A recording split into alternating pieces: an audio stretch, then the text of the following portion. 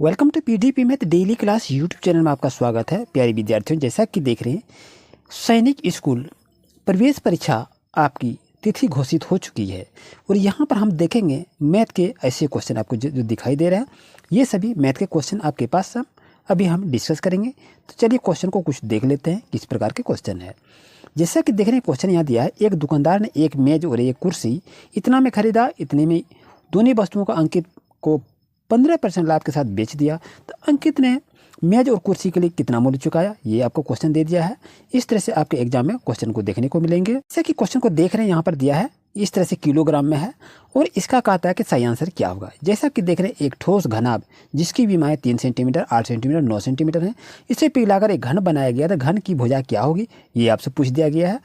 यहाँ पर यदि देखें 8 छोटे घन जिनके प्रत्येक का किनारा 2 सेंटीमीटर है को एक बड़ा घन बनाने के लिए व्यवस्थित किया गया है, तो घन का आयतन क्या होगा, ये आपसे पूछा गया है। जैसा कि देख रहे हैं यदि 420 संतरों का मूल्य यहाँ पर 2520 है, तो 8 दर्जन संतरों का मूल्य क्या होगा। इस तरह से क्वेश्चन को दिया गया है। चलिए इस सभी क्वेश्चन को हम सॉल्व करते हैं और देखते हैं। प्यारे बच्चों, आपसे बता दूं कि चैनल पर नहीं तो सब्सक्राइब जरूर करें लेटेस्ट अपडेट पाने के लिए। आइए क्लास की शुरुआत करते हैं। किस तरह से सॉल्यूशन करेंगे क्वेश्चन आंसर का देखते हैं। जैसा कि देख रहे हैं क्वेश्चन आपके पास कह रहा है कि एक ठोस धातु के घनाभ जिसकी विमाएँ 9, 8 और 2 मीटर है को पिघलाकर 2 मीटर कोर के घन बनाए गए हैं। तो इस बने घनों की संख्या ज्ञात करने के लिए कहा रहा है, यानी कितना घन बनेगा। इसकी ये विमाएँ दे दी गई है, 9, 8 और 2 मीटर का है। तो चलिए इसको घन निकालते हैं। कैसे इसको निकालेंगे, तो यह घनों की संख्या हमको निकालना है। क्या निकालना है, घनों की संख्या। घनों की संख्या हम कैसे निकालते हैं, ध्यान दीजिए। तो ये सर्वप्रथम क्या करेंगे, ये जो घन दिया है इसका आयतन निकालेंगे। यदि इसका घन का आयतन निकालेंगे तो क्या होता है, तो यहाँ उसका क्या होता है, लंबाई गुना चौड़ाई और गुना ऊंचाई, यही तो होता है। और यहाँ क्या लिखते हैं, घनों की संख्या क्या लिखते हैं, घनों का आयतन, यानी एक घन का कितना है, तो एक घन का आयतन आप क्या है 2 गुना 2 गुना 2। यानी यहाँ देखिए उसको पिघला कर 2 मीटर कोर का यानी लंबाई चौड़ाई ऊंचाई कितना है, ये घन का जो पिघला दिया तो उसको इस तरह से बनाना है। तो इसकी संख्या निकालना है। पहले का घनाभ का क्या है, 9 मीटर, 8 मीटर और 2 मीटर है। और इसी को जब गला दिया जाता है तो एक घन दूसरा बन जाता है 2 मीटर लंबाई, 2 मीटर चौड़ाई और 2 मीटर ऊंचाई का। तो अब इसको हम सॉल्व करेंगे। जैसे इसको सॉल्व करते हैं, देख रहे हैं 2 चौके 8 होगा, 2 दूनी 4 हो जाएगा, 2 9 दूनी कितना हो जाएगा 18 होगा। यानी कहने का मतलब है प्यारे बच्चों, आपका सही आंसर होगा option number A is right answer. नहीं समझे, ध्यान दीजिए।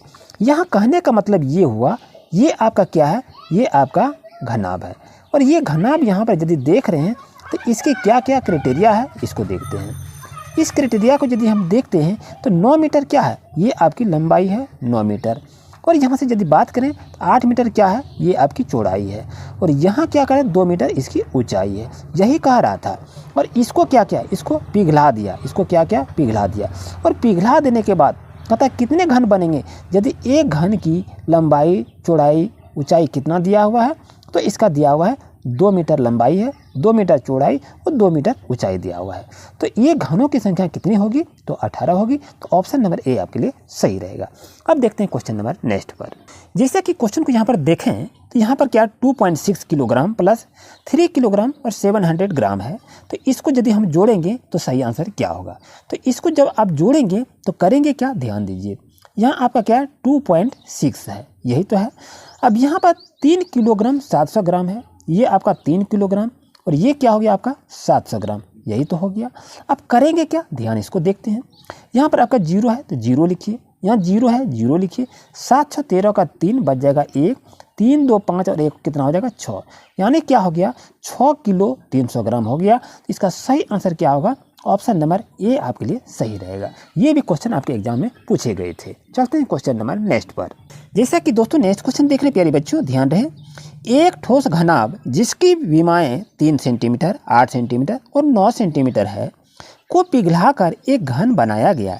तो घन की भुजा क्या है, ये आपसे पूछा गया है, यानी उसको आपको निकालना है। तो इसको बनाएंगे कैसे, इसको ध्यान देना चाहिए। ये सभी क्वेश्चन जो आपके लिए काफ़ी महत्वपूर्ण है। तो चलिए इसको बच्चों ध्यान से इसको सीखते हैं और समझते हैं। घन निकालने का सूत्र क्या होता है, घनाभ निकालने का सूत्र क्या होता है, तो इसको क्या करते हैं, वॉल्यूम कहते हैं। इसका L गुना बी गुना एच, यही तो होता है आयतन। क्या होता है? लंबाई गुना चौड़ाई गुना ऊंचाई होता है। ठीक है, ये क्या है? ये घनाभ का है। तो लंबाई चौड़ाई ऊंचाई यहाँ पर दिया हुआ है, तो लंबाई चौड़ाई ऊंचाई यहाँ पर दे दी गई है, हमने यहाँ पर लिख दिया। अब लिखने के बाद यहाँ पर करेंगे क्या? आपस में इसको गुना करेंगे। तो 8 या 24, 24 नंबर कितना हो जाएगा? 216 हो जाएगा। यानी कहने का मतलब है घनाभ का यहाँ पर जो आयतन वॉल्यूम दिया है 216 हो गया। चलिए आगे की प्रोसेस को हम बढ़ते हैं। जब इस घनाभ को पिघला दिया जाता है तो एक घन बनाया जाता है, उस घन का आयतन कितना हो गया? उसको पूरा पिघला दिया, यानी इसको पूरा पिघला दिया। पिघलाने के बाद ये क्या? एक घन बन गया। अब ये कहता है एक घन बनाया गया, तो घन की भुजा क्या है? अब इसकी भुजा कितना है? ये क्या बन गया आपका? ये घन बन गया। अब इसकी भुजा आपको निकालना है। तो भुजा निकालने के लिए क्या है? घन का आयतन निकालने का फॉर्मूला आप तो जान रहे हैं। तो यहाँ पर जैसे कि देखें, यहाँ पर क्या लिखेंगे? ए क्यू लिखेंगे। जब इसका हम क्यू के वैल्यू को लगाएंगे तो क्यू का वैल्यू जब हम निकालेंगे तो कितना हो जाएगा? 6 हो जाएगा। यानी कहने का मतलब है इसका सही आंसर क्या होगा? ऑप्शन नंबर ए होगा, 6 सेंटीमीटर। आई होप को आपको अच्छी तरह समझ में आ गया होगा। अब चलते हैं प्यारे बच्चों क्वेश्चन नंबर नेक्स्ट पर। जैसा कि देख रहे हैं नेक्स्ट क्वेश्चन आपके पास कि 8 छोटे घन जिनमें से प्रत्येक का किनारा 2 सेंटीमीटर है को एक बड़ा घन बनाने के लिए व्यवस्थित किया गया है, तो बड़े घन का आयतन सेंटीमीटर क्यूब में क्या होगा? तो इसको बनाएंगे कैसे? ध्यान से इसको देखना चाहिए। तो चलिए इसको हम लिख लेते हैं। क्या लिखेंगे? घन का आयतन। घन का आयतन यदि हम बात करें तो दोस्तों क्या होता है प्यारे बच्चों? भुजा क्यू होता है, यही तो होता है। अब देखिए 8 सेंटीमीटर किनारे वाले घन का आयतन क्या होगा? कितना दिया है? 8 है। तो 8 पर क्या करेंगे? क्यू लगा देंगे। यानी 8 गुना करेंगे, 8 8 64 64 8 कितना हो जाएगा? 512 हो जाएगा। यहाँ पर क्या करेंगे? 512 को लिख लेंगे। और यहाँ पर देखिए उसके बाद क्या कहा है? 2 सेंटीमीटर वाला। अब यहाँ पर देखिए 2 सेंटीमीटर किनारे वाले घन का आयतन क्या हो जाएगा? तो यही आपका 2 दिया है, यहाँ पर 2 पर क्या करेंगे? क्यू करेंगे। 2 दूने 4 दूने कितना होगा? 8 हो जाएगा। 8 सेंटीमीटर क्यू हो जाएगा। अब देखिए अब यहाँ कह रहा है अगर ये एक बड़ा घन बन जाता है तो उसका आयतन क्या होगा? आपसे ये पूछ दिया है। तो करेंगे क्या? जब बड़े घन का आयतन आपको निकालने के लिए यदि पूछा गया तो बड़े घन का आयतन कैसे निकालेंगे इसको? तो इसको निकालने के लिए क्या करेंगे? जब ये ऊपर में क्या है? बड़ा वाला 512 आपका हो गया, तो यहाँ पर आप क्या करेंगे? 512 आपका है, तो यहाँ पर क्या करेंगे? 512 को लिख लीजिए। छोटा घन का कितना है? 8 है, तो 8 यहाँ पर लिख लीजिए। अब 512 में यदि 8 से डिवाइड करेंगे तो आपका कितना होगा? 64 हो जाएगा। यानी कहने का मतलब है आपके लिए ऑप्शन नंबर सी आपके लिए बच्चों 100% सही रहेगा। ये सभी क्वेश्चन आपके एग्जाम के लिए काफ़ी महत्वपूर्ण है। जैसा कि देख रहे हैं प्यारे बच्चों, क्वेश्चन क्या कह रहा है? एक लिफ्ट 24 बच्चे या 8 पुरुष को ले जा सकती है, तो 18 बच्चों को साथ कितने पुरुष लिफ्ट में जा सकते हैं? ये आपसे पूछ दिया। तो आपके पास ऐसे क्वेश्चन देखने को मिलेंगे। तो बच्चों चलिए इसको देखते हैं। यहाँ देखिए 24 बच्चा है और 8 पुरुष है, तो इसकी तुलना क्या है? 24 बच्चा जो जाता है वो 8 पुरुष की तुलना है। यहाँ पर क्या लिखेंगे? चूँकि 24 बच्चा, यही तो है, 24 बच्चे बराबर क्या हो जाएगा? 8 पुरुष हो जाएगा। यहाँ पर इसको नोट कर लीजिए। अब यदि हम बात करें एक बच्चे की, यदि एक बच्चे की हम बात करें तो क्या होगा? तो यहाँ पर आप यही तो करेंगे, 8/24 को लिख देंगे। 8 है कि 8 8 या 24, यानी कितना होगा? 1/3 पुरुष हो जाएगा। यानी कहने का मतलब है एक बच्चा इक्वल टू वैल्यू कितना होगा? 1/3 पुरुष का हो जाएगा। चलिए अब यदि हम आगे की बात यदि करें तो यहाँ पर क्या कर रहा है? 18 बच्चों की बात कर रहा है यार, इसलिए क्या करेंगे? 18 बच्चे इक्वल टू क्या हो जाएगा? 1/3 पुरुष का है, गुना 18 को यहाँ पर लिख लेंगे। अब यहाँ करना क्या है? 3 6 18 हो जाएगा।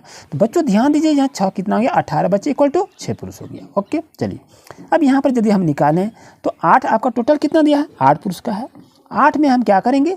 6 को घटा देंगे, तो क्या हो जाएगा आपका? कितने पुरुष को ले जा सकते हैं? यानी 2 पुरुष को ये ले जा सकते हैं। तो ऑप्शन नंबर बी बच्चों आपके लिए 100% सही रहेगा। जैसा कि देख रहे हैं नेक्स्ट क्वेश्चन आपके पास है कि एक टेबल 150 रुपये में खरीदा गया और 160 रुपये में बेच दिया गया, तो उसका लाभ प्रतिशत क्या होगा? तो प्रतिशत लाभ निकालने के लिए कहा रहा है, तो यहाँ पर लिख लीजिए प्रतिशत लाभ इक्वल टू क्या होता है बच्चों? तो यहाँ पर लिखेंगे विक्रय मूल्य घटा क्रय मूल्य। क्रय मूल्य बटे क्या होता है? क्रय मूल्य, और गुना क्या करेंगे? 100 को लिखेंगे। तो विक्रय मूल्य की बात यदि कहें, एक टेबल 150 रुपये में खरीदा गया और 160 रुपया में बेच गया, तो यानी विक्रय मूल्य क्या हो जाएगा आपका 160 रुपया हो जाएगा। माइनस कीजिए, क्रय मूल्य क्या है 150 रुपया में खरीदा गया है और नीचे में क्रय मूल्य है, तो इसी को हम लिख देंगे 150 नीचे को लिख देंगे। अब यहाँ पर क्या करेंगे 100 से गुना कर देंगे। जैसा कि मालूम होनी चाहिए आपको, 160 में 150 को घटाएंगे तो कितना हो जाएगा आपका 10 हो जाएगा। तो यहाँ पर 10 को लिखिए, 150 है 150 को यहाँ पर लिख दीजिए और 100 है 100 को लिख दीजिए। कि देख रहे हैं, इसको सॉल्व कर लीजिए। 0 से 0 कैंसिल हो गया। अब इसको कटा देंगे, कितना कटेगा 5 तिया 15 कटेगा और ये क्या कटेगा 5 दूनी 10 कटेगा। अब यहाँ पर यदि हम देखते हैं 10 और 2 बच गया, तो 10 2 को गुना कर देंगे, कितना होगा 10 दूनी 20 हो जाएगा, 20/3 हो जाएगा। यानी कहने का मतलब है आपका सही आंसर क्या 20/3% इसका सही आंसर होगा। अगर यहाँ पर देखें यदि इस तरह आंसर आपका नहीं रहेगा तो आप क्या करेंगे, तो यहाँ पर आपको ये करना है, इसका पूर्णांक को तोड़ देंगे। तो पूर्णांक कैसे तोड़ते हैं, यहाँ पर लिखेंगे 6 तिया 18 और 2 20 इसका सही आंसर होगा। आई होप को आपको अच्छी तरह समझ में आ गया होगा। इसके लिए आपका सही आंसर होगा option number D is right answer.